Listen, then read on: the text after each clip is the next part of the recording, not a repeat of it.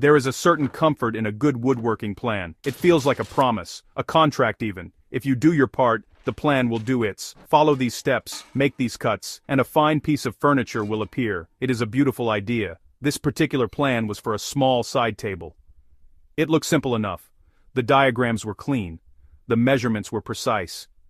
I held it in my hands and honestly felt a sense of calm. This was a map through the wilderness of sawdust and potential mistakes.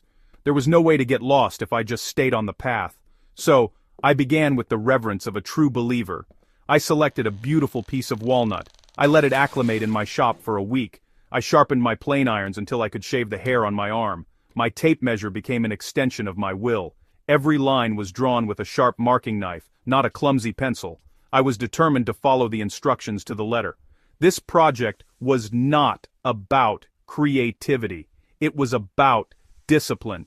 It was about proving that if you do everything exactly right, the result will be exactly right.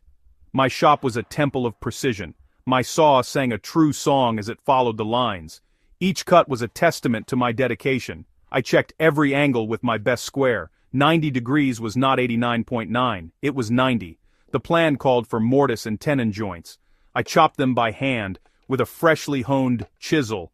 Each tenon was tested in its mortise. A perfect, snug fit. Not too tight, not too loose. Just as the woodworking gods intended. I laid all the pieces out on my bench. They looked just like the drawing. They were a family of perfect parts, ready to become a whole. The feeling of accomplishment was already starting to build. This is what it was all about. Taking a rough piece of nature's art and shaping it with your own two hands. The plan was my guide, my trusted friend. It had not led me astray. Every dimension matched. Every joint was clean. The pile of fresh-cut walnut shavings on the floor was a sweet-smelling tribute to my hard work. The assembly was the final step. The moment of truth. I was confident. I was ready. The plan had brought me this far. It would surely see me through to the end.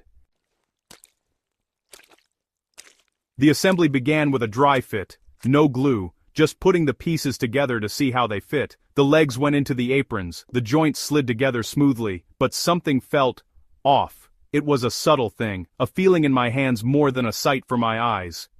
The frame stood on its own, but it had a slight wobble, a ghost of a wiggle. I checked it with my square again. The corners were true. The legs were plumb. According to my tools, everything was perfect. But my gut told me a different story. It was a story the plan did not mention. I pushed the feeling aside. Who am I to question the sacred text? The plan is the plan. My job is to follow it. I trusted the numbers. I trusted the diagrams.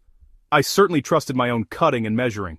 So I ignored the tiny alarm bell ringing in the back of my head. It was probably just my imagination. Or maybe the bench was not perfectly flat. There are always excuses if you look for them. I decided to proceed. It was time for glue. Glue makes things permanent. It turns a collection of parts into a single, unified object. As I applied the glue and brought the clamps to bear, the small issues became more obvious. One joint closed perfectly. Another required a bit more persuasion from the clamp. A third left a hairline gap that was not there during the dry fit. It was like the wood itself had a different opinion than the paper it was drawn on. The plan showed perfect lines, meeting at perfect angles. My reality was a bit messier. The pieces were fighting each other, just a little. Each clamp I tightened seemed to create a new, tiny problem somewhere else. The frame was now in clamps, drying. The wobble was gone, forced into submission by the pressure. But I knew it was still there, hiding. The tension was locked into the wood.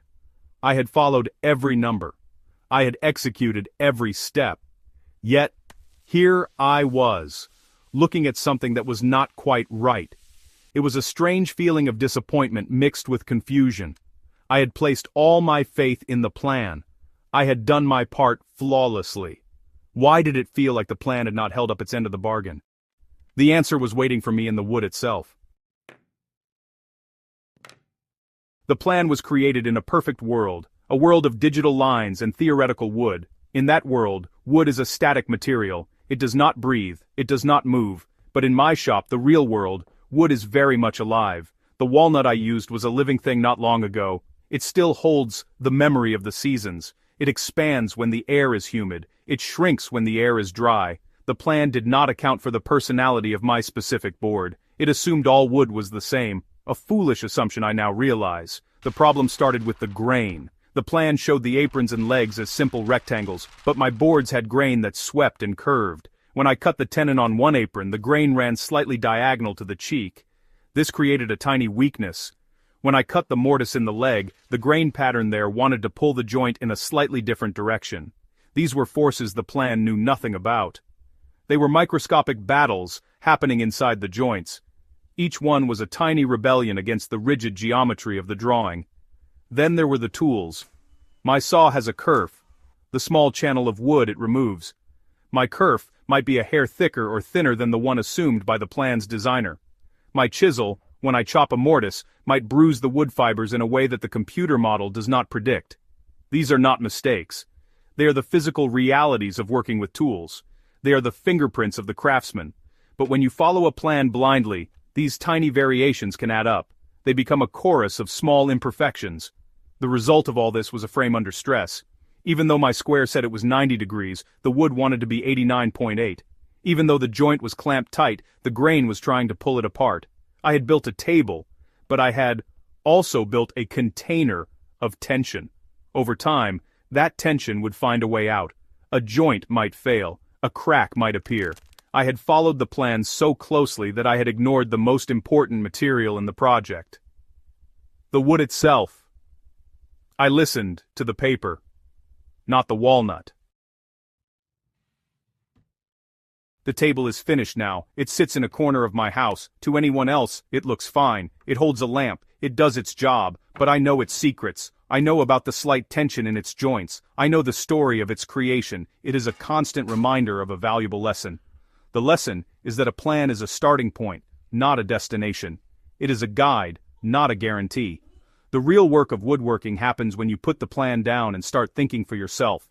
It happens when you listen to the wood. If I had trusted my gut during the dry fit, I would have stopped. I would have taken the pieces apart. I would have shaved 1/1000th of an inch off a tenon cheek here. I would have slightly undercut a shoulder there. I would have made small adjustments to accommodate the reality of the material in my hands. This is the part of woodworking that cannot be drawn on a plan. It is the dialogue between the maker and the material. It requires you to be present, to pay attention, and to adapt. This experience did not make me abandon plans altogether. That would be foolish. A good plan saves you from countless big mistakes. It gives you the foundation. It does the heavy lifting of design and proportion. But you must be the one to bring it to life. You are not a machine, simply executing code. You are a craftsman. Your job is to interpret the plan, not just obey it. You have to be willing to deviate when the wood tells you to. You have to trust your own judgment, even when it contradicts the paper. The perfect woodworking plan does not exist. The real plan is a collaboration. It is a partnership between the designer's drawing, the wood's character, and your own skill and intuition. The goal is not to follow the steps perfectly. The goal is to build a good piece of furniture. And sometimes, that means recognizing when the map is wrong, and you need to find your own way. That is not failure, that is craftsmanship, and it is a much more satisfying job.